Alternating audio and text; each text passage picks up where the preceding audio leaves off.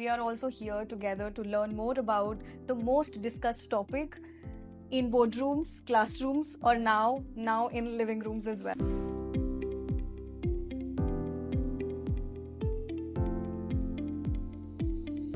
At one point in time, when Gary Kasparov played with Deep Blue, that was sort of AI. So how do humans get eliminated from the overall automation process? So for instance, what if competition increases and I do not try this out? What will my situation be? In our experience, AI thrives in a federated environment with some level of a central guidance. I don't need to learn coding anymore. I can ask, let's say, GPT to give me the code. It's a journey.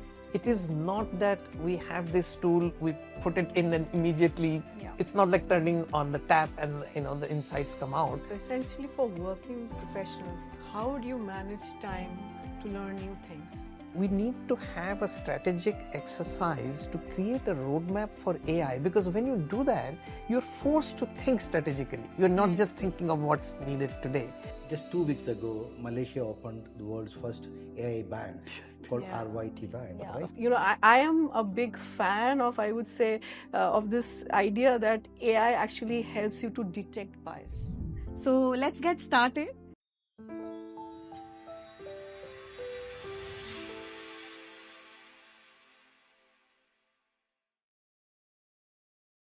We are here together to learn more about the most discussed topic in boardrooms, classrooms, or now in living rooms as well. That's artificial intelligence. So the idea is not to chase the hype, but to primarily break down what is artificial intelligence from the fundamentals of it to its application side, and discover what are the elements which organizations need to know if they are thinking to get more AI ready. So let's get started, and let's start by grounding ourselves to the basics of AI first. So why don't ask you, Adrija, for enlightening more about what is artificial intelligence, to give more perspective about what is AI in the simplest of the ways. Perhaps work has started with Alan Turing talking about intelligent machines and systems. And a lot of things have happened, and the definition of AI or the operationalization of AI has changed over years, right? At one point in time, when Gary Kasparov played with Deep Blue, that was sort of AI. Then, when the IBM Watson machine sort of was answering to your questions on the Jeopardy show, that was again AI. There was some AI winters that people talk about where the interest and the funding towards AI research was less. But then last 2 decades, things have just gone to a different level. Of course, research on machine learning kept on happening. Then around 2010s or so, deep learning research, that took a lot of traction. And with this Gen AI, things have gone to a different extent. People have started using AI more extensively. It has become more pervasive, right? So probably that's the trajectory. But it's with new tech, new research coming in. I think the boundary of AI just got pushed. So if I pitch in first, and I would love to hear from my co-panelists as well. So essentially, now we are able to sort of generate a lot of data, big data. I'll wear my professor hat, that 3 V's we talk about, volume of data, velocity of data, and variety of data, different types of data we are handling. There is text, you are generating reels on Instagram, there's videos that you're uploading, there is stock exchange which is generating orders, trades. Imagine every nanosecond how much data you are sort of putting out on social media, how much transactions are happening on some online platforms, and so on and so forth. So the volume data generation capability has increased. Machines are talking, right? We are in the world of IoT, where machines didn't talk so much with us, right? So we are able to digitize that data as well. So of course, data generation capabilities have increased. Of course, most importantly, which I feel is the computation part. Right? So processing has, gone up, and that is perhaps one of the biggest thing which has changed over the years, because to train all these large language models, these multi-layered models, it has become more democratic. What you're mentioning here, that the computational power to process a large amount of data has increased drastically. So, can you enlighten us? Maybe Adrija, you can give us a perspective on this aspect. That what are the different types that exist? I would like to just borrow a very simple framework, which is about descriptive, predictive, and prescriptive, right?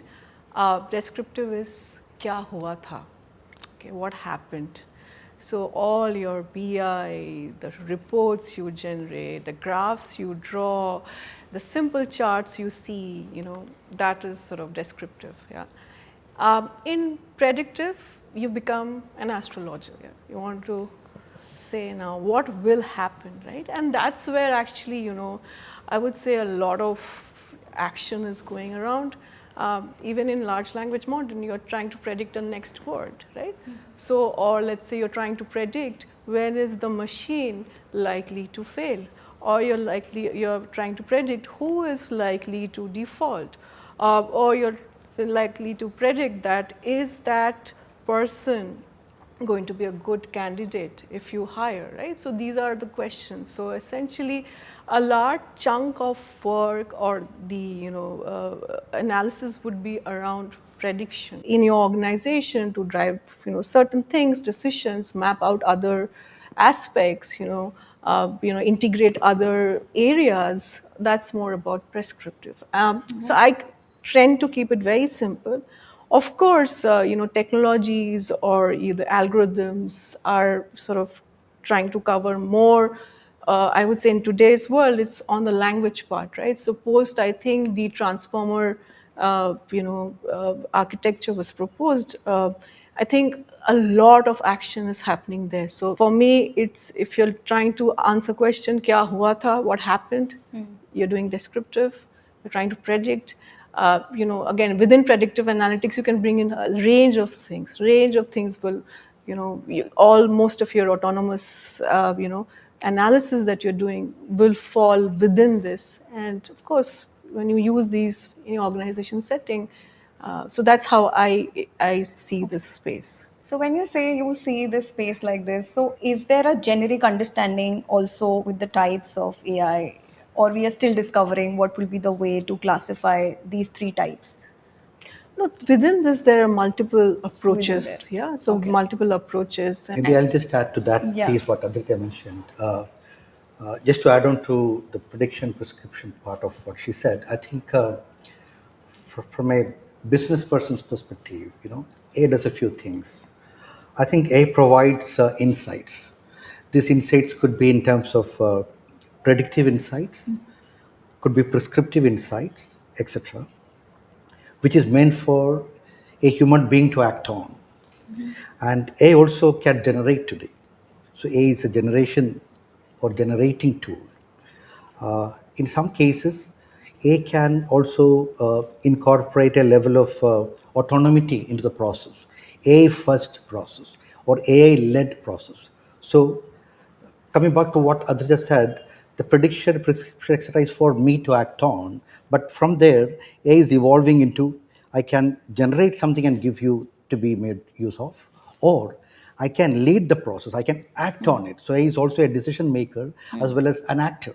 So that's the evolution that we are seeing. From a business perspective, I think I would like to categorize AI into broadly three. One, AI as an augmenting tool, what I call as AI augmented. AI is meant for human beings to work on, and what I call it as an assistive technology. From there, am I evolving into an AI first business, AI first process definition? When AI can really take the decision and drive the process on its own, to a great extent, a level of autonomy, where human becomes passive. I think today the world is somewhere in between. Uh, the basics of AI being leveraged in terms of providing insights, including predictive, prescriptive, etc., that Adrita talked about. I think that is fairly in matured organization. That level of insights exists to some extent today, I'm sure. But am I becoming a first organization, a first business, a first business process, etc.? I think that is not yet happening. So we are somewhere in between today. We started with this discussion from the point of data, and we are saying that we are somewhere close to using that data in some parts of the businesses, right? But when you look at typically an Indian economy and the way the data is being provided currently in this context, do you think that we are somewhere close to even using that data right now? Do we have enough data right now to rely on to make judgments using such technologies? How are we sure that even if we kind of integrate such technologies within the business, the basis of that, which is data, is reliable? So here, there are sort of four elements in my mind, right, when I think about applying the tools. First is use case. What is the problem you're trying to solve? Formulating the problem, and that's actually surprisingly non-trivial, right? Some problems are very easy because this is what I call the lift and shift use cases. Like, we have to call a taxi, so let's automate that. At least conceptually, that's an easy. But then some things are much more difficult because we are not doing that. But now with this new set of tools, we can do something like that. Then comes the data part, and I'll come back to that. And then comes the modeling part, and finally the operationalization part, where, as Venu pointed out, there is the issue of the system you are building and the process, whether it's an autonomous or augmented and all of that. So in order to create value and provide a solution, you can do a certain level of solution at any level of these four parts, right? So can the data availability in India be improved? Of course, right? There is much to do there. But even with the data we have, there is a lot we can do. So I feel that given the tools we have, especially the new ones, we still haven't utilized their potential anywhere in the world. Like to add to this. So essentially, absolutely. So it's first a question, right? What are you trying to solve? Working with organizations, I've seen there is immense heterogeneity. Yeah. And they want to do something, new and amazing with AI, but they struggle on the first part, which is data. And many times the data has to be provided by other parties, the employees, and there are challenges regarding that. So, we get to hear these phrases, data is the new oil, in God we trust, rest give me data. This is actually true. I mean, that's the building block, right? So once you have the data, you can start the conversation. And to be honest, actually, there is a challenge. There is a challenge in reality. I do see that data readiness, and given it's just not a tech project, it's a business project, it's an organization project. Not everyone may have the appreciation for this project, so you have to take people along, and that is a challenge. To be honest, I do see there. So to give you two sort of extreme examples, from my experience. So I worked with a consumer application, Dream 11, which is a cricket fantasy sports application, and they have, because it's a consumer app, the complete data of all the usage in the system. So there are 200 million users. They come, every tap they do, every decision they make is recorded. So within that narrow context, there is very rich data. And a lot can be done with that, in terms of personalizing it for them, trying to get them to come back, putting limits to risky behavior, all of that. But now another set of people I worked with, and I was consulting with them, is the Indian Department of Agriculture. Now think of that. That's, to Adrija's point, very difficult. I mean, there are so many fields in India. How will you get the data? There is some data collected traditionally by the Ministry of Agriculture, and that's done manually. people go at the village level, they look at the fields, they come back and say, this much has been sown for Kharif this year. It takes a long time to collate that data, bring it back, and there are a lot of inaccuracies. So what they are doing is they're taking that data and they're combining that with satellite images. Now, again, that's not a simple solution because there are inaccuracies even there. But by continuously improving that data, doing spot checks, but it's not a cheap, it's a expensive, time-consuming business. But once we do that, the ROI on that is very positive, because then the government knows how much has been sowed for Kharif, say wheat. Will we have an overproduction, and they can monitor it. Is the monsoon, the rainwater happening on time? So it can be really, really valuable. But you have to remember that it's a journey. It is not that we have this tool, we put it in and immediately, it's not like turning on the tap and the insights come out. So we have to see what level we are at and slowly keep improving iteratively on that. Different countries may have different levels of maturity of data. And the issue with data is not confined to India alone. Even the developed economy, when we start talking to our clients, for example, the issues crop up at some point in time that data either not available, or the available data is not made available for processing, or the quality of data is always a question, and so on. But in India, what I'm sensing is that the kind of accelerated investment that we are having in the digital public infrastructure. Recently, I came to know that about 40 or government departments are generating around 270 plus types of data. This data is available today in some pockets.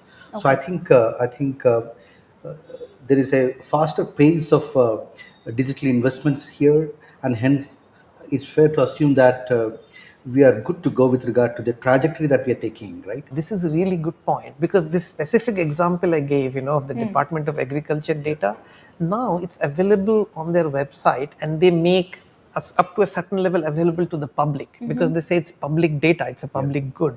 But I feel in India we have an opportunity, because we are building a lot of things from scratch, to kind of build things in a manner where we can really collect good data and enable good decisions with that. So it's a tremendous opportunity for us. While we are doing all of these exercises, there's a lot of hope and opportunities. Right. But then there is a fear also that a lot of our work gets done by humans. So how do humans get eliminated from the overall automation process? Routine jobs, right? They are at a huge risk of being taken over by AI. So the point about will humans be impacted because of AI, I think more routine, much more predictable tasks where the human judgmental element is limited. To me, these are the first targets. These are fairly easy for AI to conquer in terms of control it to a great level of independence. So I think such tasks, for example, fairly routine clerical activities, right?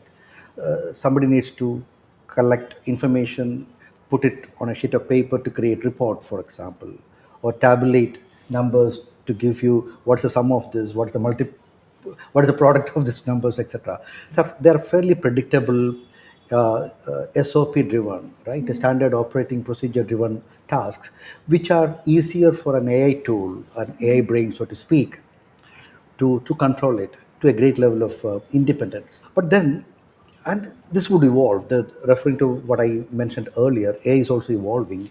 AI can take decisions. Will the human leap disappear from such tasks immediately? My view is not. Definitely not in immediate future. Maybe 10 years down the line, there could be more autonomy to some of these AI-led processes. But human loop would still remain for two reasons. One, the fear of something going wrong. I still believe that it should be put up to me before I publish it, say to the market or to the larger audience and so on. Second, the regulatory control. It needs to have a human being behind a decision, for example, because it might impact, say, healthcare. It might impact millions of lives outside, etc. So such tasks, no government in any part of the world would want an AI to autonomously do it today. So the strong point is that history has taught us, right? When horse carts got replaced with automobiles, there was an ecosystem of breeding horses, the entire food value chain to keep a horse healthy. And when the horse is aging, it needs to be replaced with somebody else. When that horse cart based mobility got replaced with automotive, what happened to the humans who were supporting the first ecosystem? On the contrary, you have another ecosystem that was evolving. So when you have AI is impacting certain business processes, let AI do it better with higher level of productivity that would in turn make each lives easier. Yeah, that's an interesting point that not all jobs will be replaced eventually, but And new jobs will be created. new jobs will be created. Correct. So let's possibly look at some of the industries which are immediately getting impacted with these technological changes.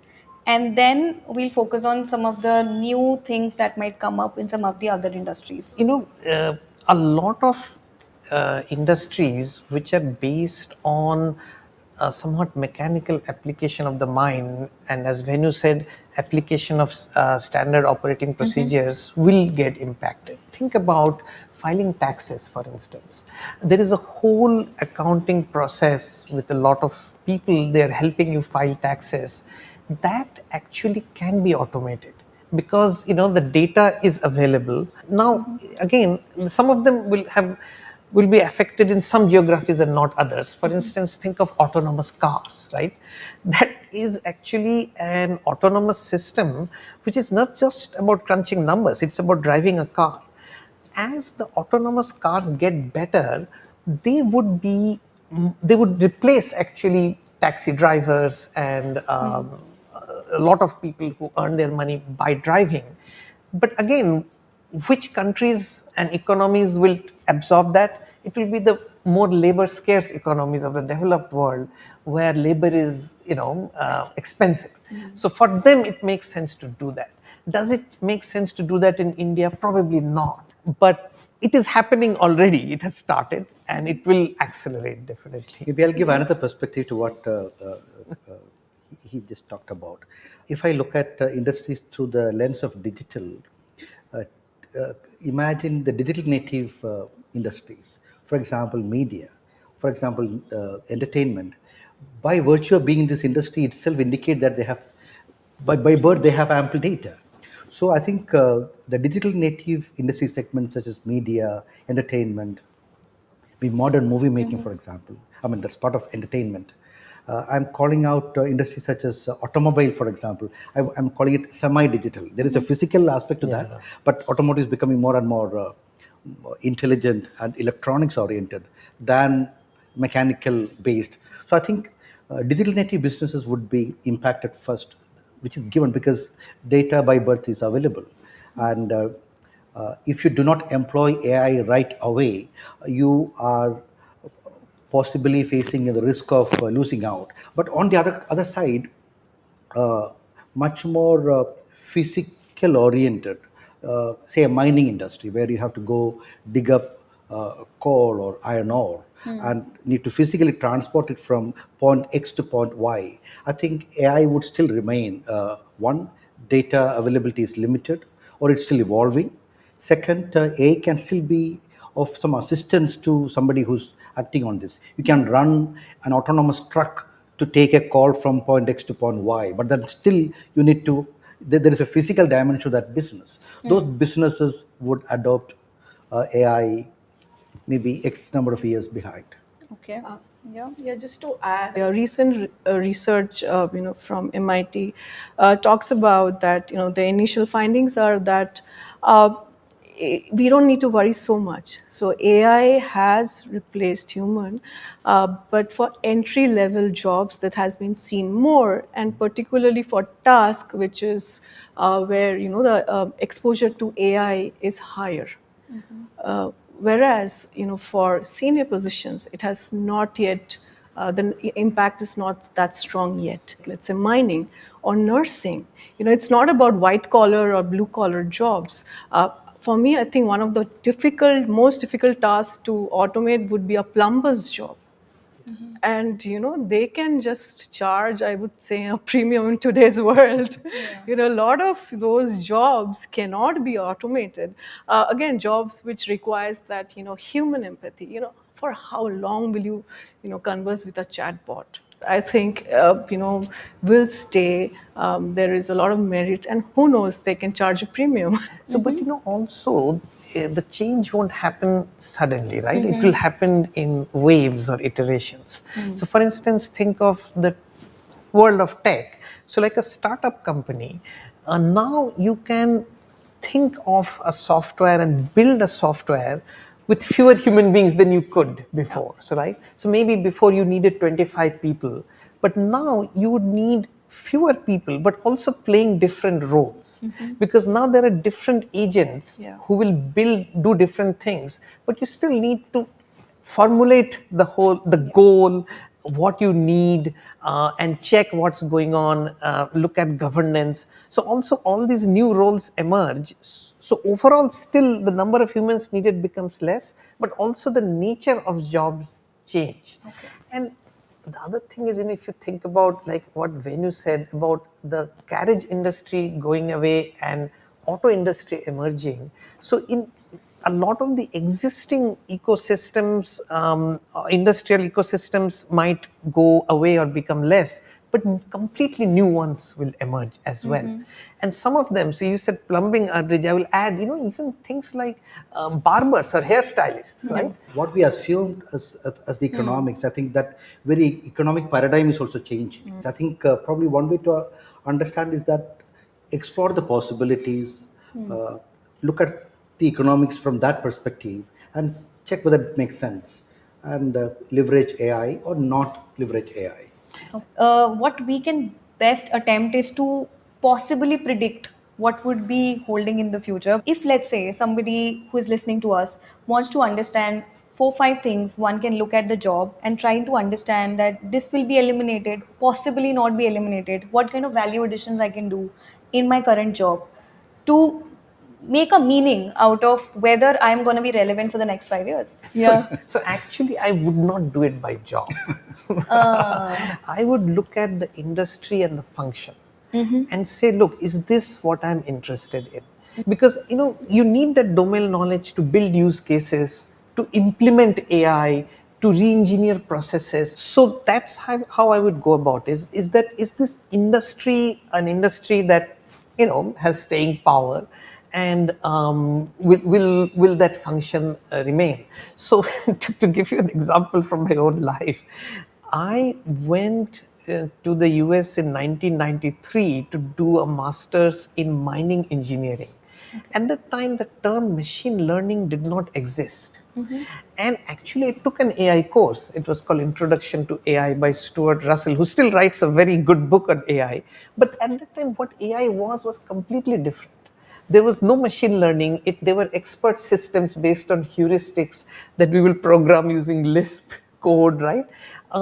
But the fact that I was interested in the mathematics of how to model, how to build models, and the linear algebra that goes into that, that has enabled me to stay current all these years, right? 30 plus years. Because, and that's the thing, so I think we need to look at the concepts involved in that domain, and understand the concepts well, and not get carried away by the tool or the technology or the specific job function.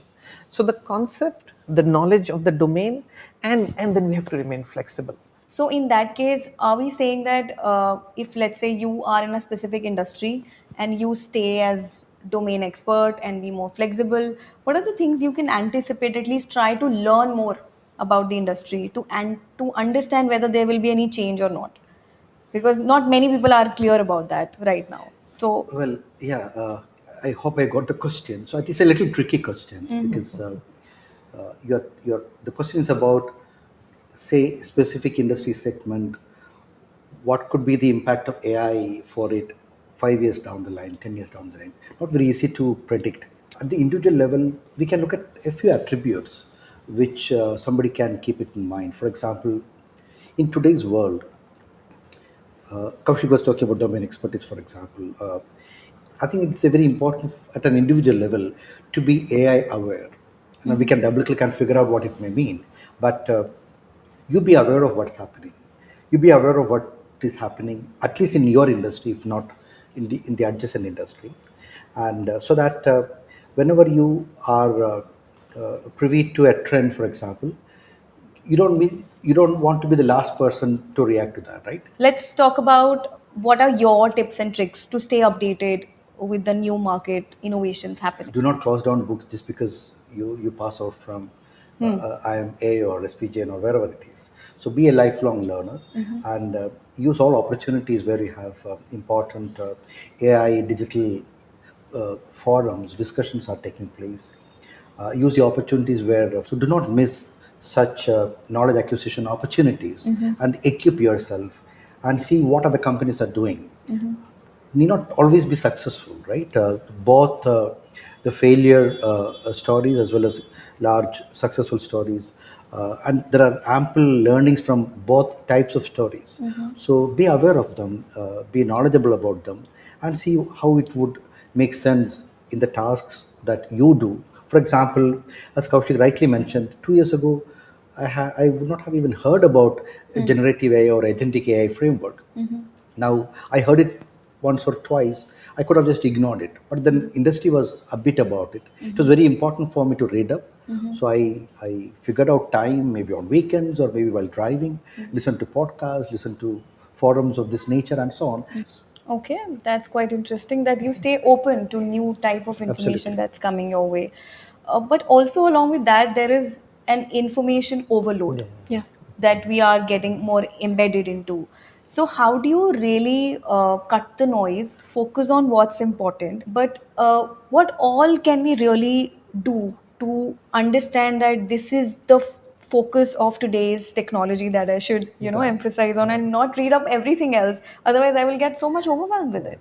So I have this, kind of two-pronged approach to that. One is rely on curiosity. There are some things I'm interested in, I'm curious about, so I'll read up on them and not think of the ROI of that. But for the other stuff, think of the ROI of that, right? Is that being used by people around me? Is that demand for that in my work? And then let's get into it. As he pointed out, so we can sort of, in my field, we can follow certain people who are doing some cutting edge work, and on LinkedIn, on social media platforms, YouTube, people are now vocal. Perhaps that could be the starting point. What are they talking about? And if I can learn more about it, learning, there is plenty of options in today's world. One thing I think is about the tool aversion, right? And to be honest, with the Gen AI tools, that barrier should be less, that resistance should be less. I don't need to learn coding anymore. I can ask, let's say, GPT to give me the code. I can ask, any other, let's say, tool to give me the code. And I think that fear should be less in people's mind. There is immense, code automation help which is available right now. Just the starting point. Why don't you just, let's say, ask someone, whoever is your friend, a little more tech savvy, to sit with you 1 hour and just get started with the process, right? Even for learning, there are so many, I would say, options available. Where do you start? My take would be, again, if you're following certain industry experts, if they're writing some blogs, follow them. Some of the companies have amazing YouTube channels, where they briefly, beautifully talk about technologies very lucidly. That could be the starting point. Perhaps you can also ask some of these Gen AI tools that, what is it? They'll give you all these pointers, but then you need to probe further. Can you give me the reference from where you sort of summarize this information and go there? And you just need to sort of put in that effort, with this concept of growth mindset and fixed mindset. Yeah. And also, while you are all talking about this, it's even pertinent to focus on the network of people that you're associated with. What I'm understanding is that you cut the noise by also speaking with people around you, that what is more important right now to focus at. Yeah. So, I think that's a very big thing, because previously we would often rely on our employer, the company we work for. But now companies lay off all the time, they change, we Yeah. change jobs. So it is very important to have a professional community, right? And it often starts in college, but you can build a professional community throughout your life, whoever you work with, when you kind of connect with people, it is worthwhile maintaining that. So we have to think about it that phases of our career, and then we can take breaks and learn, whether we want to go back to college or we want to kind of do an apprenticeship, maybe an internship somewhere, right? So, building on that only, so while we are talking about individuals managing their time between what is important and what is urgent, organizations are also struggling with that. That day to day activities are extremely important, but the urgency is also coming from the aspect of adaptations to new technology. So, how do organizations which have currently no understanding about making change in a way of what AI is bringing on the table, how should they get started? But what I have seen with regard to my clients and also at Infosys, where I'm currently employed with, I think the question is that can organizations afford not to do it? That's a question. Yeah. Can I stay away from this? As Kaushik indicated, can I not exercise at all, right? So you don't have a choice, right? Then you have to make that choice. But the fact is that different organizations, given their compulsion, a few organizations may have the luxury to wait and watch and learn from somebody else to do the initial experiments, learn from those experiences, including both failures and successes, learn and then create it. Be a follower, for example. But some organizations where leveraging technology, including AI, that may be important for them to be competitive in the market. So they don't have that luxury of let me delay it by a few months, right? It's, if somebody else usurps that slot, then probably it's gone for almost ever. It's very difficult to get back to that winning position. So I think organizations to organization, the compulsion that it is imposed upon may vary a little bit. So I think every organization on this planet today has to have some say in AI. Now, the scale, intensity of that say can differ from organization to organization, where the purpose of AI is determined. Okay. Okay. That's a very smart way to allocate the current attention to, But staying yeah. away from AI, I think, is not a wise decision. Because I agree with what when you said that's what's needed, is to firstly do a strategy exercise. Now, what I've seen, with global companies, they will spend more than $1 million with a management consulting firm on strategy, and they will get 100-page deck, but they're not able to utilize that. That's an exercise. They feel, oh, check mark, this is done. So, firstly, we need to have a strategic exercise to create a roadmap for AI, because when you do that, you're forced to think strategically. You're not just thinking of what's needed today, you are forced to link that to your business goals, right? And secondly, to prevent this from remaining a one time exercise, create an AI council, right? Which is a cross functional leadership team which looks at AI strategy, AI, the sort of the spreading of AI within the company, as well as the risks. And so governance becomes is part of their charter. So it's an AI council with a charter, and it has, people from legal, people from marketing, as well as the tech folks, right? People from all the different departments, finance and so on. So what that does, it firstly makes everyone have buy-in in the AI strategy. And secondly, it gives opportunities to course correct, because you have to be agile, right? It's not as I said, one-time exercise is not enough, because the landscape is changing, both the ecosystem and the technology is changing. Yes. So, but you can't really afford to be non-strategic in this time, because then you will lose out. So I think choosing your first AI project, that is quite important, right?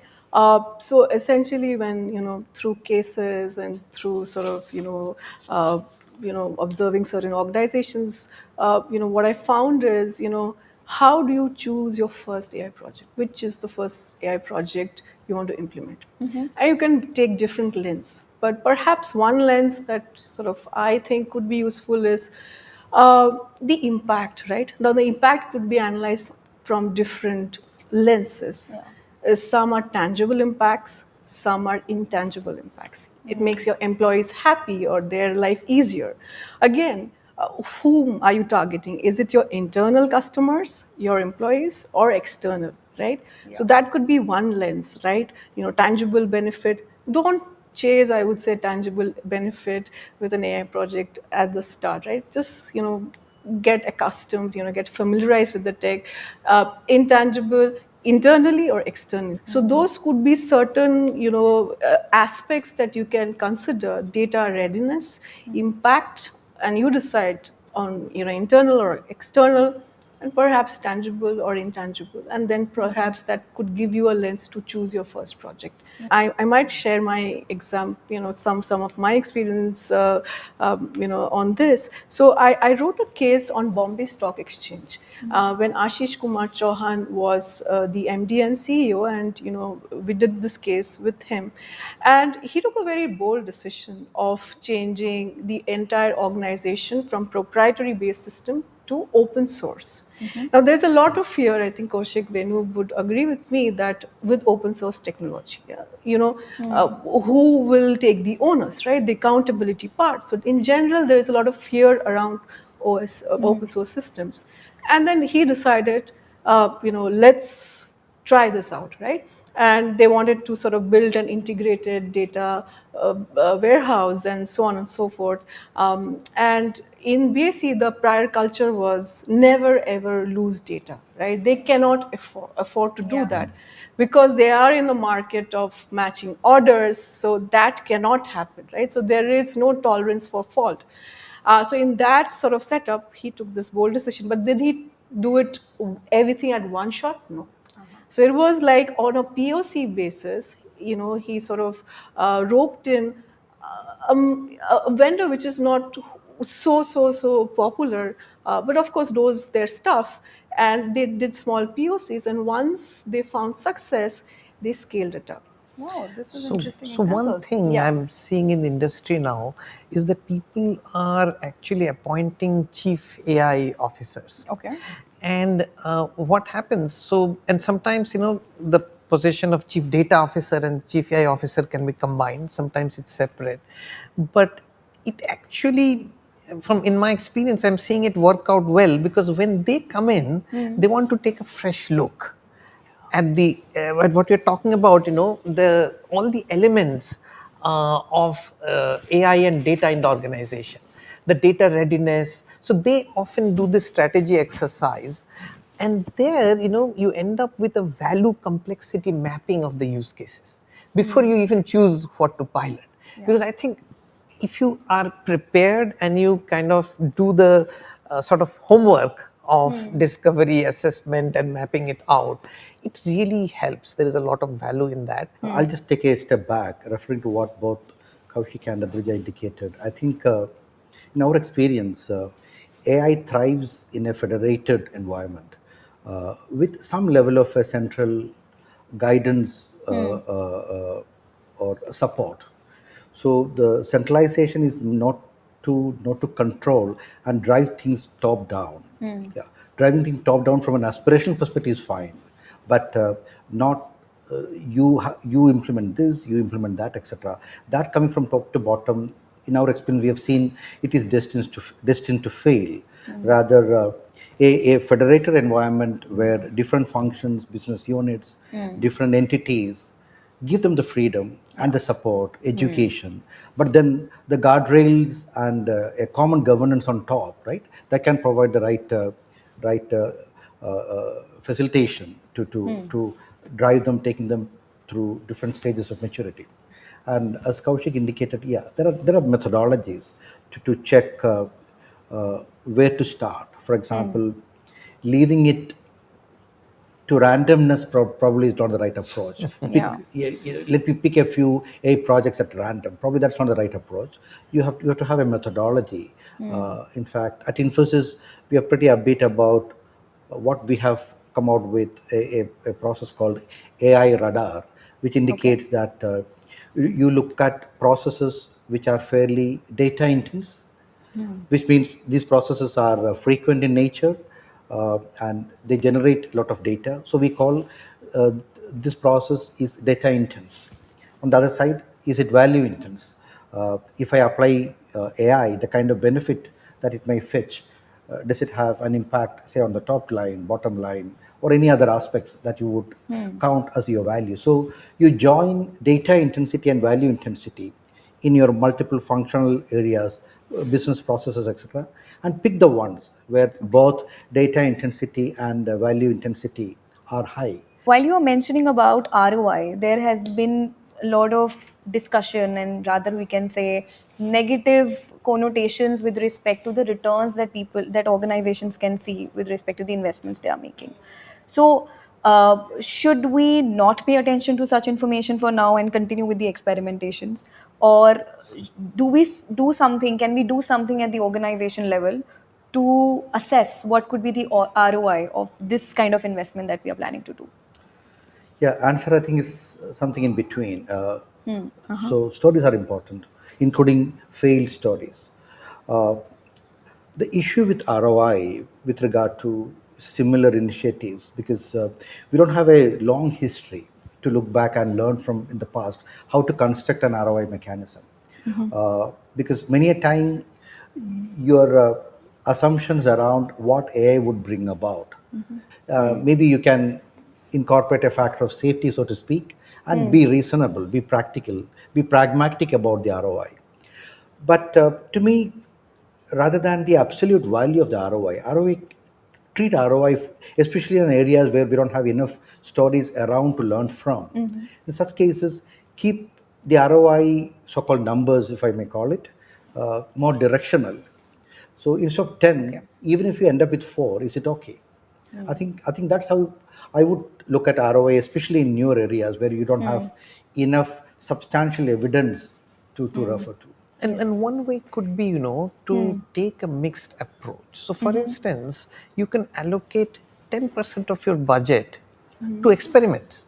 Yeah. So, for those you don't calculate ROI, you're just experimenting. But I agree with Venu that at some level, you need some ROI estimate because you're making an investment and you need to get the returns of that.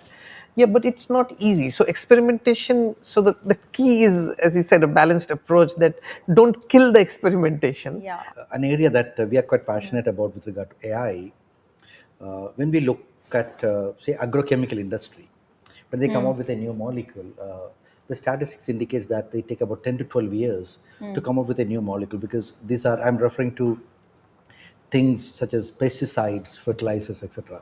When they change the combination, right, the compound needs to be environmentally friendly. It should conform to the regulatory environment in different regions. What may be there in Switzerland may be different from that in Germany. Maybe India may have a different regulatory principles and so on. Now, I've seen articles, I've seen smaller pilots where the claim is that this 12 years can be compressed to 6 months. Okay. Now, if you take this as absolute values and build your ROI, probably you'll have a compelling ROI. A CFO, CXO will sign the check immediately. Now, my argument is that, even if it is absolutely wrong, but if 12 years becomes 6 years or 7 years, it is still worth it. I think when you calculate the ROI, more than the absolute value, even the directional, with all the risks that you might come across, assume all the risks may happen, figure out where you might end up with. Yeah, and in some cases, like you said, it's very clear that, this project takes 12 years and even 6 years would be an improvement. And in some cases, you also, I think that it is important not to just rely on a single point forecast and think of scenarios. So, for instance, what if competition increases and I do not try this out? What will my situation be? So, you have to think of those scenarios as well. And sometimes you need to invest just to stay competitive, right? Because you have to think of scenarios where your industry is going to be disrupted. right? Yeah. And you don't want to be caught on the back foot. But to give you another example, from my side, so I have a startup called Peregrine Data, and we are working on a problem which is in B2B SaaS organizations. They have a customer success department. Okay. So that incorporates customer support and a few other functions, and their job is to make sure that the business customers renew their contracts. So basically, they have to predict churn. Now, in order to do that, they have been looking at quantitative data like usage, customer survey data, all of that. But there is a lot of qualitative data that's available, like Zoom meeting recordings, for instance, transcripts, their bug fix requests, and the dialogue around that. So a lot of text data, video data. Now, this is a very compelling case for using an LLM to look at all that data and use the information that's locked in all that data. So again, this you can actually say that this will save this much time, because if you are able to do that well, your churn rate could go down by X%. But the reality is you don't really know that. So that is kind of the mindset, I think, that is important. You have to have a little bit of an experimental and adventurous mindset about it. So given AI is a business function, right? So, if your organization have many functional areas, it's great to ask them more like, bottom up, come up with your use cases. They know their domain the best, right? And many times they don't want to be directed ki you should do this. There's some directive which is coming from the top. So, one can think about, and I'm sure organizations are doing it, individual functional groups come up with their use cases, but then you need to have a council or a knowledge center. The power connotation is less, who may facilitate this learning, because the otherwise it'll be replication of effort.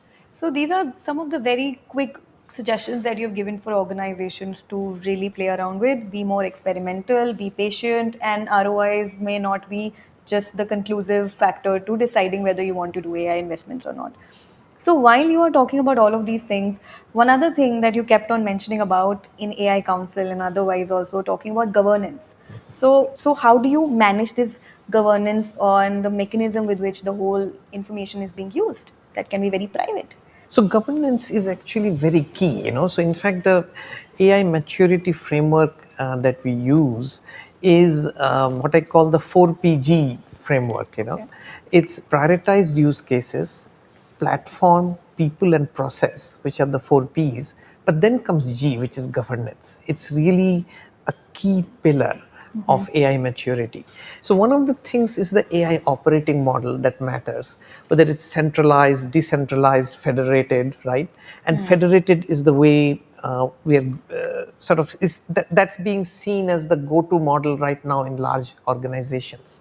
So from that, AI Council or the knowledge center that Adrija mentioned, which I really like, that can be a one-stop shop which can be given the responsibility of governance. Now, governance has many elements to it. Some of it is regulatory forbearance, right? So, for instance, in Europe, where you have very strict rules about data and PII, you need to have the controls to make sure that it is being adhered to. So there is the monitoring mechanism and everything that's required. And even in India now, in the US, so in different geographies, there are different regulations. But also, you have to have an AI architect who builds into, so it's security and governance by design, right? So that has to be designed right there from the design aspect of the system. And then something that is very related to the regulatory part is the risk. So for instance, so I worked at Star Television, and we had Hotstar, which had a lot of PII data. Now, what if that data is hacked and information sold on the dark web? So quite apart from the regulatory issues, it's also an impact on the brand. People will stop trusting that brand. So it has a huge impact. So therefore, it makes sense to put in guards and systems to kind of make sure it doesn't happen. And that means many things. You realize that means that you need to completely change your process of doing projects, Yeah. because you have to start thinking it right from the beginning. And you would also have to invest in certain products and platforms which are able to guard you against those things. It's technology and people, because the whole organization changes. Yeah, that's very important. And these 4 Ps with governance give us Yes. the lens of protection. So we have to Correct. protect also. Right. And that's quite interesting. Any insights from your side, Venugopal, with respect to this Yeah, dimension? just to add to what, complement what Kaushik indicated, we have come across an instance where an organization implemented AI, and one suddenly morning they realized that in the hiring process, AI seems to be shortlisting only male candidates. Yeah. Because the reinforcement logic happened to be males in the past because of ABC criteria, but not by choice, not by choice with regard to the gender. But AI picked it up, Yeah. right? So that such bias that AI would wrongfully pick up and implement. So these things have to be centrally controlled, monitored, and to some cases forcefully implemented, because you can't leave the organization to the potential risk associated with regulatory, ethical compromises, and many other risk attributes. That is where that central cell, you call it a center of excellence or a knowledge hub with a broader responsibility in this line. One more piece that is very, very important. It may not be considered as a governance theme, but for AI to happen or AI to thrive in an organization is very, very important to look at your organization and the talent. Because you're going to come across newer org roles, right? For example, a Y-being architect, for example, or a Gen AI architect, or a vibe coder, for example. We have never seen such roles. So the 10-year-old HR org construct cannot handle the evolving AI requirement from a talent perspective, your talent acquisition onwards, right? You need to have the right competency to check, are we hiring the right talent? Their learnability from a AI perspective, etc., is adequate, and so on. Yeah. So I think, Ashneet, you are a faculty with the HR area. So you may have to deal with the concept of how to manage AI agents. Yes. No human aspect to it, but digital agent doing a lot of work, and there'll be abundance of those in your organization. Yeah, exactly. Yeah, that's Or you the become point. HR for agents. Yeah. How I see this area is AI actually makes those biases very explicit. Now, when you see those outcomes, you're like, wait a minute, why is it picking up only male candidates? So you need to sort of build the training data set which is more inclusive. You may have to add synthetic data points to ensure that your training set is balanced and you are, all those biases are not there. So I would, I am a big fan of, I would say, of this idea that AI actually helps you to detect bias, perhaps, and change the course. Yeah. Other aspect of this that we have to be careful about is that we are not shutting down experiments with too much regulation. It cannot be just a set of rules and SOPs which is being sort of mindlessly applied. Because, for instance, if something is risky, maybe we create a separate area where it can be done, right? And minimize the risk that way before it's released to the general public. Maybe we do it, if it's a consumer company with a small set of consumers who have volunteered for it and understand the risk. But it's important not to shut down experiments by being too scared of things that can happen. Yeah. So one final bit is, about, this explainable AI. So I'm a huge fan of it. So, many times we chase accuracy of models, right? Give me this accuracy, higher accuracy, and treat AI, prediction as a black box. So, but then, with explainable AI, I like, simple machine learning models, to be honest, which gives me the rules, a decision tree with the rules mapped. I love it. Why is it happening? So not that, we are achieving this accuracy, but why? What are the features? Why is it contributing to this? Is it contributing positively, negatively? I would love to know those answers. And not only me, so when these answers are provided to employees, they know, okay, this machine has failed because of that part. And there is a lot of common perception about neural networks behind the AI processing system to be in a gray box. So that's a gray area. Yeah. But when you are saying we are kind of having explainable AIs, are we saying that we have more understanding about this Yeah, box? and that's actually the trade-off. I think Kaushik and Venu will sort of, organizations, do they sort of use more deep learning models and chase for higher accuracy, or do they want to sort of understand why part of it? And I think in regulated industries, you need to know why. You need to tell, like in banking or let's say pharma, you have to say why. So again, so explainable AI is something which makes it more lucid, and again, you can get the support of your employees. They will Yeah. try to appreciate why you're doing this. Why you're doing this? So Yeah, this that's is a interesting. very important point, and because what you said is so true. Because in classical machine learning, you have the weights of the decision trees, nodes, or the coefficients, in a regression model, and it is very much easier to understand the whys, right? What are the Yeah. factors that have affected? In language models, it's a big area of research, because, and there are several paths, but it's not a solved problem yet. For instance, sometimes people ask the language models after they give an answer as to why you have given that answer, and it asks them to explain. So that's one area of research, how to do that in a consistent manner. And the other is, how to engineer the prompt through rags and other things, where you build in the explainability, so it explains the steps to you. And again, some language models are better than others, and but yeah, it is not a trivial problem, because as I said, it's a Bayesian process, the whole language model. So it's not designed to explain itself. It's designed to kind of give you an answer based on billions of parameters, actually. So therefore, you can't look at billions of coefficients. It doesn't make sense. So we can look for more areas of getting more trust on AI through Yeah. such techniques of Yeah. explainable AI. Okay, that's interesting. So let's get into another segment and try to know more about some of the advices you would have for the current workforce. And that's what I call it as a must three things for the current workforce to take care of. But I Yes. think of it as the three things that I, follow myself, and I ask people who ask me for advice, is the CAF framework. C is concepts.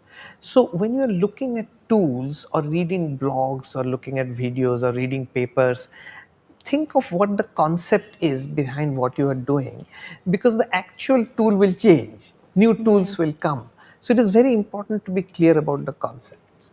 Second is, and this is, unless you are truly a research engineer in AI, is applications. That's the A part. So there, as I have said before, really get into the domain and the function and understand what's going on. So, because your role is really to solve a problem, and the AI is just a tool. So, this is irrespective of AI, understand the domain, and therefore you'll be able to formulate the problem and reformulate it as time goes on and conditions change. And the F part, the last part, is flexibility. You have to be very flexible. All the things, as I said, when I went to graduate school, by that time I knew Pascal, Basic, Fortran, Lisp. None of those were even useful to me within 10 years. So it's fine. You let them go. You learn new things, and as long as you keep the curiosity alive and focus on the concepts and the domain, I think you'll be fine. I think my submission is more about somebody who's not a tech person, right? But who's a manager, who's a business guy, maybe a Yeah. sales manager, and so on. How should such members of an organization look at AI? I don't have an acronym like what Kaushik indicated, but my ideas are like this: be curious about AI, right? So I think be curious because uh, just 2 weeks ago, Malaysia opened the world's first AI bank called Yeah. RYT Bank, Yeah. right? You can converse with the bank to open an account. You can converse with the bank to make a payment and so on. China opened a AI first hospital about 3 months back by a university. You have some 500 odd AI doctors, 4 AI nurses, 10,000 AI patients, and they can deal with about 300 diseases. Now, fortunately, it's still being used for training purpose, not yet opened for the actual healthcare purpose, but it is being used for training. So be curious to know what's happening around. Second, I think an important attribute that would make one successful is ability to challenge, de-learn, and reimagine what you've been traditionally doing through the lens of AI. Explore. Uh, I think to me, the power of AI is the leverage it provides to challenge our traditional thinking.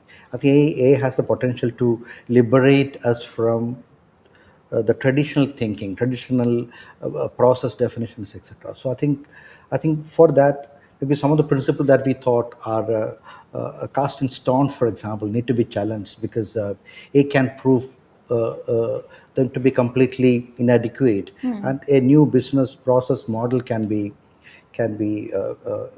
done with using AI. I think that's the second piece. Third piece, in my view, give a simple example.